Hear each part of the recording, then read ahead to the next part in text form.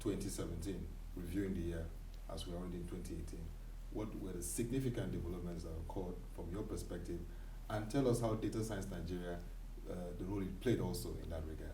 Thank you. Thank you. I will start from a global view. I think last year, 2017, was clearly a year of artificial intelligence. It was proven beyond any reasonable doubt that the future of our world is a combination of man and machine to create solutions that offer transformational impact on how people live, work, and play.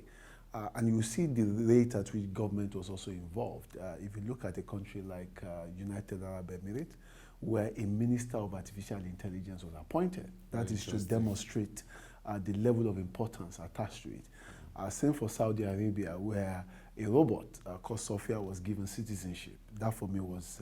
Saudi Arabia of all places. Yeah, you know, that for me is a clear indication of the fact that countries are coming to realize that artificial intelligence, robotics, machine learning, intelligence use of big data is going to shape the future. And I will also mention the area of the reliance on robotics or machine learning or machine consciousness to drive solutions.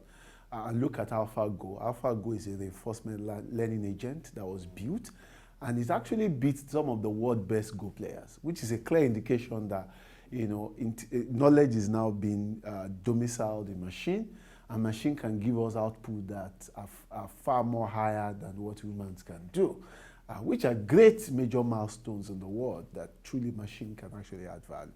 Now, if I begin to come closer to Nigeria, there was a clear massive awareness on big data as clear solutions, either in the area of planning, in the area of solution development, and the area of capacity building. Prior to now, Nigerian tech ecosystem has always been about software. Yeah. But it's becoming clear that it's not just about software, it's about intelligence use of data to answer local problems. So which means that we must build application that is based on data algorithms, either to solve issues around traffic, solve issues around inclusion, solve issues around learning. And that was the area where we played a lot in year 2017, opening up Nigerians to the need to build a new skill set in the area of data science. That was why we ran 2 data boot camps where we built capacity. Number 2 was the need to upscale capacity to match global standards. So we focused a lot on Kaggle competitions. Kaggle is the world's #1 online platform for data scientists. Wow, so Kaggle, yeah. So we do quite a lot in that space.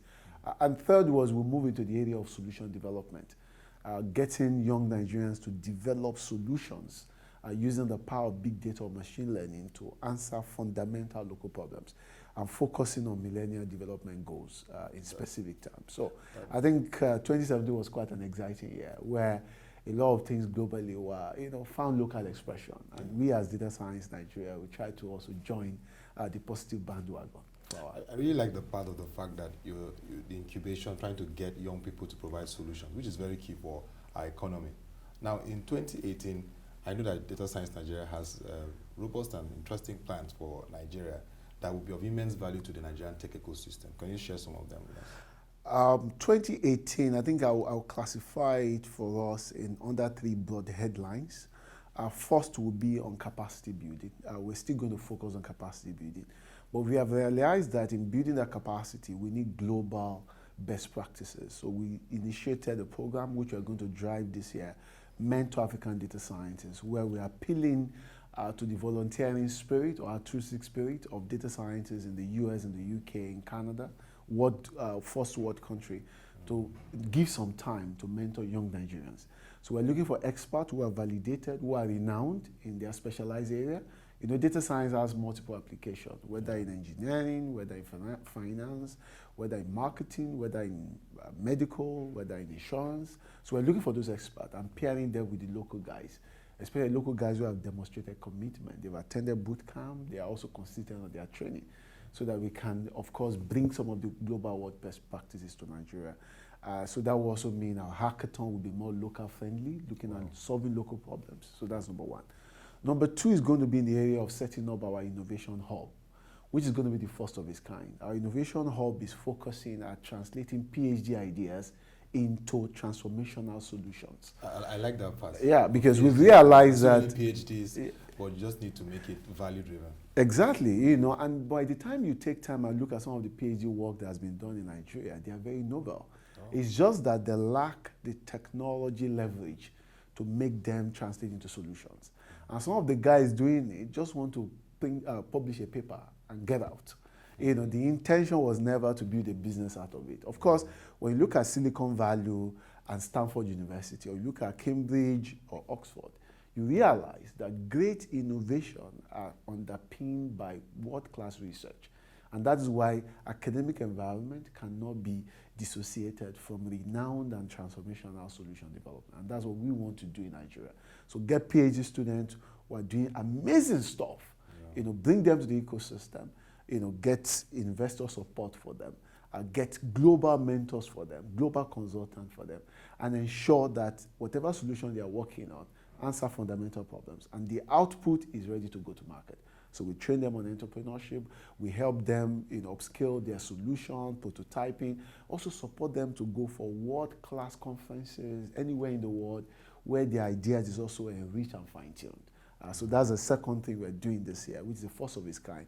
And the third for us will be our normal program, which is focusing on inclusion, big data for financial inclusion. Okay, financial inclusion. Yeah, that's very key for It's very, very key. Very key. So we're looking at building a Nigerian-centric credit scoring algorithm, you know, which is built bottom-up. So we're going to build our own data, build our own solution, and do it so that we can support the fintech ecosystem.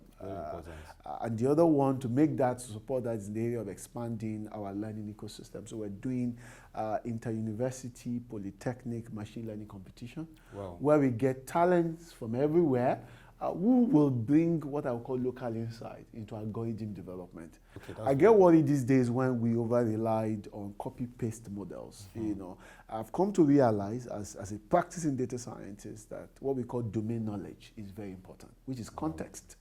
You can bring the best model from the US, but we need boys who have lived in the village, who understand Mama Put, who understand Meshai, who understand the dynamics of the bottom of the pyramid, to be part of the development of a model that truly serves their reality. And that's why we are opening up the frontier of machine learning, go to all the schools in Nigeria. So we're going to have an awareness run, so guys will move around schools, and then we use that to get guys who want to participate. And then we're going to run more like sessions with all students to demonstrate to them that the future is machine learning, the future is data science. So whether you're doing botany, whether you're doing economics, whether you are doing Yoruba language or Hausa language, or whatever you're studying, the intelligence use of machine is going to help you do outstanding research, allow you to translate your idea into a solution application that can solve problems. So we have a very busy year, and we're really excited about going all out to make this happen. Well, I like that part of the nexus between innovation hubs and the institutions of higher learning, which is very important, and also the bottom-up approach for financial inclusion. That will really help transform the landscape for our economy, and that's remarkable. Thank you. Now we're seeing the role of artificial intelligence, big data, analytics in shaping economies across the world, like you just said earlier. But how will this impact sectors in Nigeria from your perspective? And will you say Nigeria is ready for the transformation?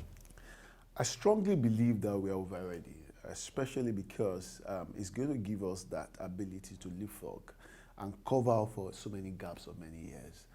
There are many things that we cannot build today, but using the power of artificial intelligence and machine learning, we can do quite a lot. I will use a simple example as hospitals. We can't have hospitals everywhere, but a simple algorithm built with text-to-speech that speaks local languages, that sits on a smartphone that is less than 4,000, can help to do preliminary medical work, you know, in any village in Nigeria. You know, it's as simple as that. So for us to cover up and address a lot of health issues, that can be done. When I look at farming, you know, there's a lot of wastages in the value chain because knowledge, intelligence is not democratized, is not available. who has got what crop, who doesn't have what crop, at what price will this go. That information is not available. When will this crop be ready such that delivery can be done, logistics can be, those things are not available. So if data is applied, what we call precision farming, we're going to reduce wastages. People will even get to the point of knowing where should they plant what crop, at what time will harvesting happen, and all those kind of things. That will really help our agriculture. We are overdue for that. So as a nation, if I pick each industry, on a one-on-one basis, we are completely overdue. If I look at education, that's another big area. In Japan today, we now have robotic teachers. What do? They look for best teachers, and then they will clone the voice, the movement pattern, the teaching pattern of that teacher into a robot, and make sure that that robot is deployed to all schools. So our best teachers can find multiple machine-driven expression everywhere in the country. So the cases of there are no teachers, we could have robotic teachers who teaches with the same nuances and the same mannerism of the best schools where they are. So there's a lot of gaps that machine learning, data science, or the physical application in artificial intelligence solutions or robotics can solve for us and make the world, a better place for us. Not to even talk about issues around planning, city planning, efficient transportation system, so many other things. And as we close, policy is vital to the development of the tech industry and what you're doing in data science. What would you like to see more from the policy side from the Nigerian government in terms of enabling the growth and development of technology and even issues around data science? I think for us, we were actually represented at eNigeria conference organized last year by NITDA. And one of the points we pushed there very strongly was the issue around the open data. It's very, very key that data is available for anybody who wants to work, either from accountability or research perspective. That for me is very key. The number two, the nation must articulate its own machine learning or artificial intelligence agenda. Countries are taking time to articulate it. That's one of the things I saw in Rwanda, where you find the only data science-oriented university, center of excellence in Africa, because there is a master plan that specifies very clearly where the nation wants to be in the next 5, 10, 15, 20 years when it comes to AI. So there was a need to embed it into our academic institution. So we strongly believe that when it comes to capacity development, some of the tools for machine learning must be integrated from a policy perspective into our educational curriculum. Our machine learning competition next year is intended to drive that informally, but we do believe that we need a formal structure that is policy-oriented to drive the adoption and the entrenchment of that behavior.